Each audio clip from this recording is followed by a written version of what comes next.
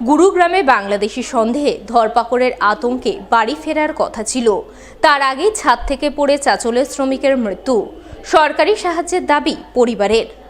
হরিয়ানার গুরুগ্রামে বাংলাদেশি সন্দেহে বঙ্গের শ্রমিকদের পুলিশ ধরপাকড় করছে, নথি যাচাই করছে।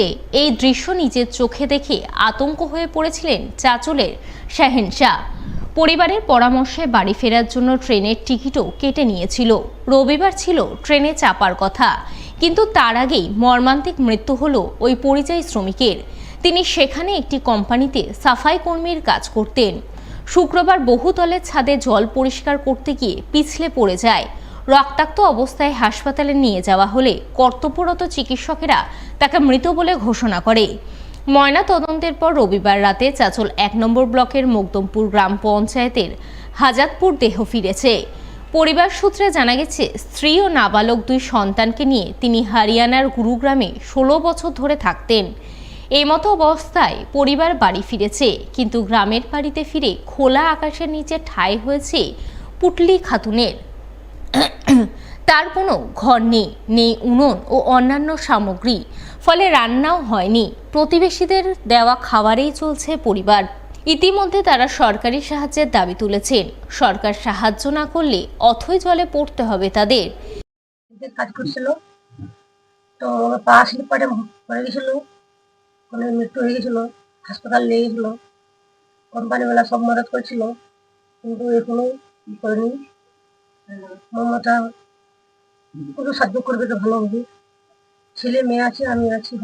আমাদের মমতা আমাকে সাহায্য করলে ভালো হবে। না, আমার কাছে কিছু নাই, কার্ড মাস কিছু নাই। লক্ষ্মী ভান্ডার টাকা পান না, কিছু নাই। পুলিশ আসছিল, পুলিশ ধরে নিয়ে আসছিল, বাংলাদেশে বুঝে মারছিল। তবু বলছে বাংলাদেশে তোমরা আছে, দাও। ভোটের কাজ মার দিয়ে ছিনাছিনি করে মায়ের টাকা ভেঙে ভাষায় দিচ্ছিল। কাকে? পাবলিককে, আমাদেরকে, সবাইকে। আমাকে ভয়ে আসছিল। আমার স্বামীর টিকিট কাটাতে গেল, আমরা আসছিলাম। পরশু দিনের টিকিট আসলো। এই প্রসঙ্গে চাঁচল ১ নম্বর পঞ্চায়েত সমিতির সহকারী সভাপতি জাকির হোসেন বলেন, দ্রুত পরিবারটির জন্য ত্রাণের ব্যবস্থা করা হচ্ছে। অন্যান্য সরকারি সুবিধা যাতে পায়, বিডিওর সঙ্গে আলোচনা করা হচ্ছে। প্রশাসনের পক্ষ থেকে যা যা আমাদের ব্লক অফিস থেকে পঞ্চায়েত সমিতির যা যা ত্রাণ থাকে, আপনার মাধ্যমে শুনলাম তাদের গ্যাস নাই, কারণ দীর্ঘদিন ধরে তারা এখানটায় থাকেন না, তার জন্য ওদের কোনো সরঞ্জাম নাই। সেই সরঞ্জামের ব্যবস্থা এবং কিছু আমরা চাল এবং যা যা লাগে বাড়ির কথা, ওদের বাড়িতে কথা শুনে কাপড় পোশাক যা লাগবে আমরা প্রশাসনিক ভাবে আমরা হেল্প করে আমরা সেটার দিকেও নজর রাখছি। আমাদের বিডিও সাহেবের সঙ্গে কথা বলছি, যেহেতু ওরা ছিল না তার জন্য হয়তো ওদের নাম ছিল কিনা, ইনকোয়ারি হয়েছে কিনা, সেই ব্যাপারটা নিয়ে আমরা বিডিও সাহেবের সঙ্গে আলোচনা করছি। এক অজ্ঞাত বৃদ্ধ মহিলার ফুলহার নদী থেকে পচা গলা দেহ উদ্ধার। ঘটনাকে কেন্দ্র করে চাঞ্চল্য ছড়িয়ে পড়ে মালদার মানিকচকের মথুরাপুর এলাকায়। তবে বৃদ্ধ মহিলার কোনো পরিচয় জানা যায়নি বলে খবর। জানা গেছে, রবিবার বিকেল নাগাদ ফুলহার নদীতে এক অজ্ঞাত বৃদ্ধ মহিলার মৃতদেহ দেখতে পায় এক মৎস্যজীবী। ঘটনায় খবর চাউর হতেই ঘটনাস্থলে ছুটে আসেন মানিকচক থানার পুলিশ। দেহটি উদ্ধার করেছে পুলিশ, তবে কোথা থেকে ভেসে এলো এই দেহটি তা নিয়ে রয়েছে ধোঁয়াশা। মাছ ধরছিলাম কি না, তো ওই 40-45 বছরের মানে মেয়ে ছেলে আছে, দেখলাম হাল্লা হলো, পুলিশ আসলো, উঠিয়ে দিলাম, উঠিয়ে বেনে উনে দিলাম। নাজুক হয়ে গিয়েছে, একদম খুব পচে গিয়েছে বেশিরভাগে। হ্যাঁ, মোটামুটি 5 থেকে 6 দিন ছিল। এতদিন তারা খোলা আকাশের নিচে বসে ব্যবসা করতেন, কিন্তু মুখ্যমন্ত্রীর নির্দেশের পর জেলা প্রশাসনের উদ্যোগে মিলছিল ব্যবসা করার দোকান ঘরের সেট। কিন্তু কয়েক বছর কেটে গেলেও এখনো মিলছে না দোকান ঘরের সেটেল দলিলের চুক্তিপত্র।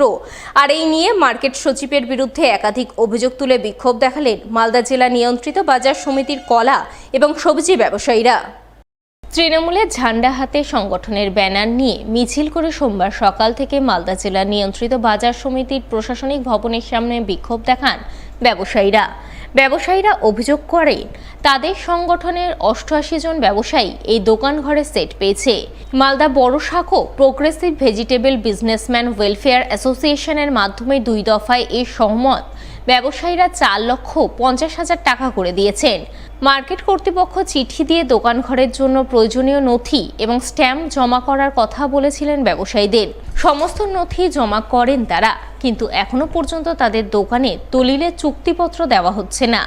মালদা জেলা নিয়ন্ত্রিত বাজার সমিতির সচিব তাদের সেই চুক্তিপত্র দিচ্ছে না, তাই তারা মার্কেট সচিবের বিরুদ্ধে একাধিক বেনিয়মের অভিযোগ তুলে বিক্ষোভ দেখাচ্ছেন। আমাদের দাবি দেওয়া হলো যে আমাদের অনেকদিন হয়ে গেল, বিগত প্রায় 4 বছর, এখন পর্যন্ত ডিট পাইনি। অতি সত্ত্বর যেন আমাদের ডিটটা দেওয়া হয়, আর ডিটটা ভাড়া সিস্টেমে আমরা নেব না, দীর্ঘমেয়াদী সিস্টেমে, এর পূর্বের আগে যে সিস্টেমটা আছে সেই সিস্টেমটাই আমরা চাই। আমরা ঘর পেয়েছি, ঘর ঢোকার এনওসি দিয়েছে আমাদেরকে, লাইন নিয়েছে, সব নিয়েছে, আমরা আজ অব্দি ডিট পাই না। অনেকবার এসেছি, অনেক সেক্রেটারিকে বলেছি, আজকে আমরা 4 বছর ধরে ডিট পাই না। ভাড়ার জন্য বারবার আসি, ভাড়ার জন্য বলি, আবেদন করি, ভাড়ার কথা কেউ কিছু শুনে না।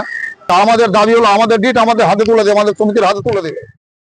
এদিকে সমস্ত ব্যবসায়ীদের পাশে থেকে মার্কেট সচিবের বিরুদ্ধে একরাশ ক্ষোভ উগরে দিয়েছেন জেলা ব্যবসায়ী নেতা তথা মালদা ম্যাঙ্গো মার্চেন্ট অ্যাসোসিয়েশনের সভাপতি উজ্জ্বল সাহা।